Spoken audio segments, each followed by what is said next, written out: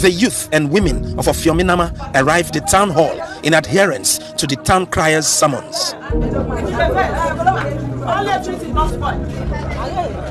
It's strange to see them with farming and fishing implements with the day barely half spent. The faces of the women conceal a deep hurt associated with their socio-economic lifestyle.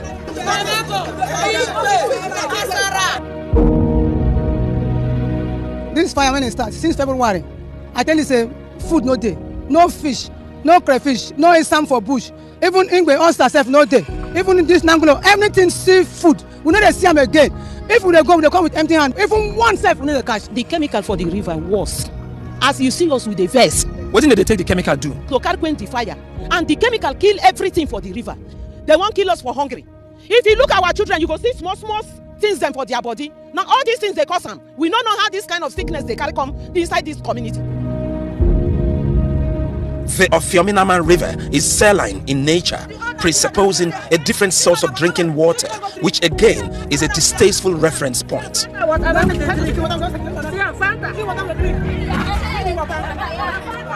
where they drink now Fanta. We don't talk about water. How woman people go live without water? Fanta say it's sweet under the color. It's not sweet. You don't get this.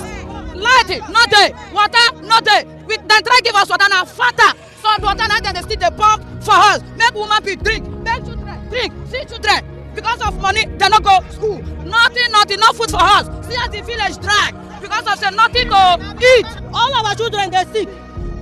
No, we go come nurse, give us a tablet. Money save no day. Shit. The children they shit. Now so we dey see now so our belly now so because we not get another water. Now this water we still dey drink. From Ofiominama, the object of pain could be seen from a distance. With images of what I had seen playing in my mind, I waved goodbye to the women at the shore. With the youth leading the way, we drive from the community into the winding creek. It's very easy to trace the trouble spot because the smoke serves as a guide. You can see it going skywards. The smell of crude is very pungent, very strong down here. Now look at this. We're not yet at the trouble spot, but look at the mangrove and look at the water. Ah man, this is a sad reality of high-level pollution. And that is what the people of Ofiominama community are going through.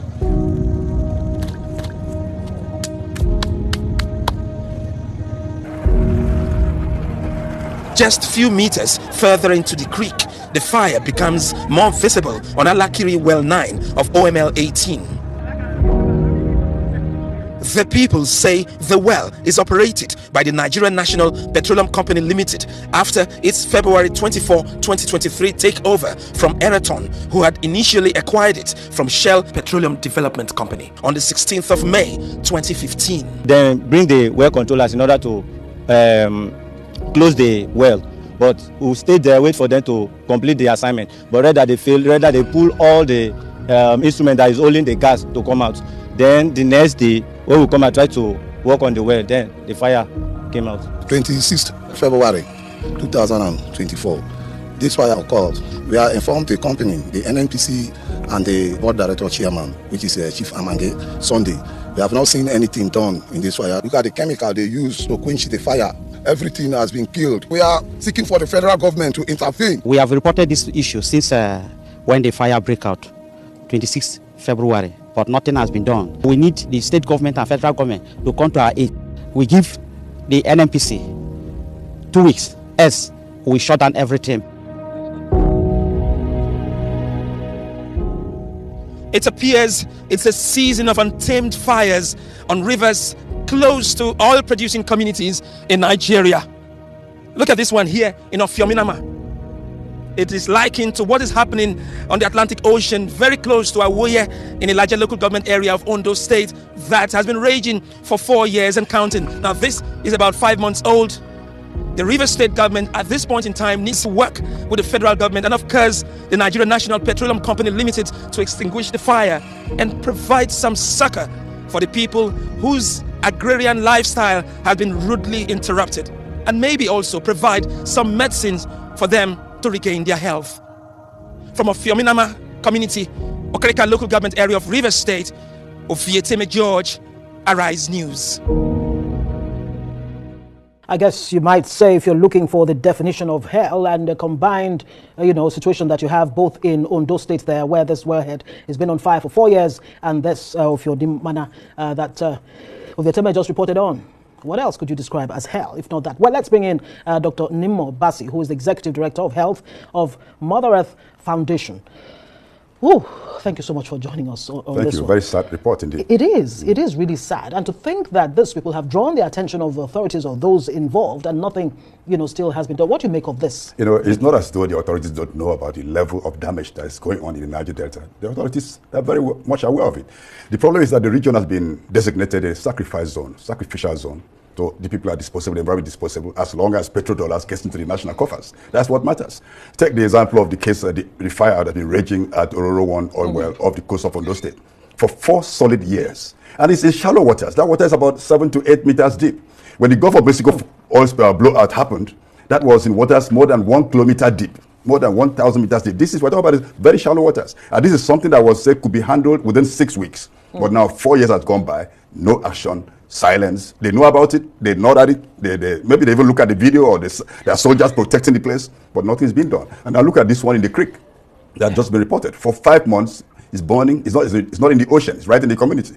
And the pollution is not restricted to that community. It's going because the whole Niger Delta is connected with rivers and creeks. So the pollution that is going on there is reaching to other communities all around because pollution has no borders. No borders whatsoever. And it affects us, even those in Abuja. Because if you're eating fish from anywhere, nobody stops fish from Okrika, from going to Lagos or going to Cameroon if it doesn't die on the way. Yeah.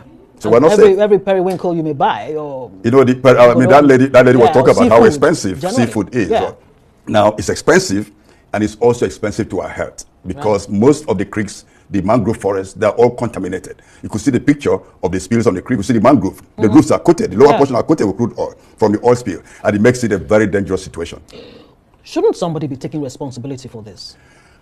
Well, that's a question. We have the National Oil Spills Detection and Response Agency, NOSRA. Right. And we know the companies whose oil wells have blown up. And in both cases, both the Ororo 1 oil well and this one at Ofinama, the wells are controlled by NNPC. So it's controlled by the federal government of Nigeria. And so they are responsible for this toxic thing that is allowed to go on unchecked. And the issue of compensation has really never been discussed or acted upon over the years. I mean, it's not the first, it's not the second time you'd have this kind of situation. Shouldn't people like you be, talking in that direction? The need to compensate people in these communities because they don't have a life anymore. Absolutely. Life expectancy in the Delta is 41 years. And so there's no life at all. You are snuffed out before you get old enough to understand what is going on. Now, we've always tried not to place the issue of compensation as in the forefront. We're asking for environmental justice. Right. The right of the people to a safe environment is a basic human right. To have a safe environment, the right to water is a human right. And Nigeria is a signatory to the United Nations Declaration of the Right of Water, which was signed in 2010. So we have all these issues. And in fact, in May 2023, the Bayelsa State Oil and Environment Commission issued a report on the state of environment of Bayelsa State. And the report is titled Environmental Genocide. Which is very appropriate. That report shows that the average person in Bayelsa State has a share of 1.5 barrels of crude oil of pollution. So every single individual living in that state it's like you've been battered with 1.5 barrels of crude oil. And all the water bodies are contaminated, sometimes with hydrocarbons up to 1 million times above safe limits. So how do you live in an environment like that? That's why it's time for government to conduct an environmental audit and health audit across the entire region. And in fact, maybe also in Lagos, where you have a big refinery coming on stream, and wherever when it happens in Bauchi or Gombe, when they start drilling oil, the same thing must happen. We need to have the health audit to know what is the situation of the health of the people. So that we know what is killing them or what is making them healthy. Yeah, because they spoke of strange ailments that there are so many sicknesses connected to oil pollution, all kinds of cancers, miscarriages, health dysfunctions, all kinds of anything evil is attached to oil spills or gas flaring. And so it's not anything to be toyed with. So what we need is, apart from the audit, we need remediation, the cleanup, we need restoration. Cleanup is not enough. You have to restore the environment so that people's lives can be restored. Replant the mangroves. And then, of course, reparation, which you mentioned. Compensation is essential because the people have lost everything and they deserve to be compensated. And stress more on the economic and environmental impacts of this, fires and oil spills in the region. What are we looking at in concrete terms? The way I like to sum it up is that if all the money Nigeria has ever earned from crude oil were to be used in cleaning up the Niger Delta, it may not be sufficient.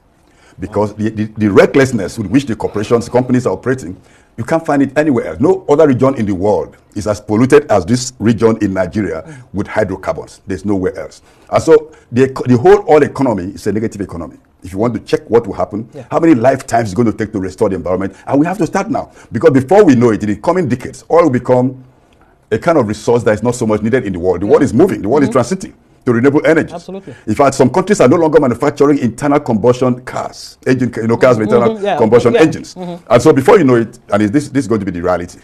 In another 5-10 years, that will be the reality for this many. This will be the symmetry of abandoned equipments. Very sad. That's a grim picture that you paint there. So how do we take this back? How do we begin the process of remediation that you talk about? Well, can we really get the Niger Delta back to the pristine time? It will take more than one lifetime, but that's why we have to start now. The Ogoni cleanup is an example of how difficult it is to clean just a small part of the delta. The Ogoni region is not the most contaminated. It's very highly contaminated, but there are other places like in Biafra where there's always an oil spill almost every day.